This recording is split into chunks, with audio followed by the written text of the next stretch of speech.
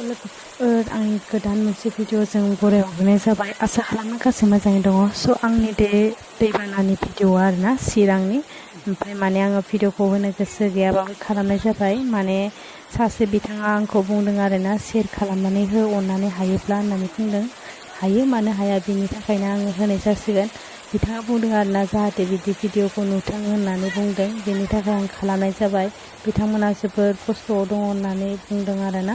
माने बिथाङा बुंहरदों, बिथाङा जेनेबा जायगानि नङाबाबो खोन्थाहरदों आरो आंखौ शेयार खालामनो होननानै।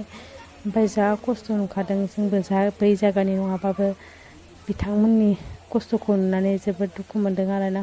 जानाय थानाय गैया होननानै सिनायखायो दैबानानि माबा जानायखौ, जेनेबा जेरावबो जागायानो गाज्रि जाजोबखायो नालाय। भिडिअ आरो बहा सुख मोननो नङा होमबा लोगोफोर। बे भिडिअखौनो आं शेयार खालामनाय जाबाय। कमेन्टआव खोन्थाहरदो।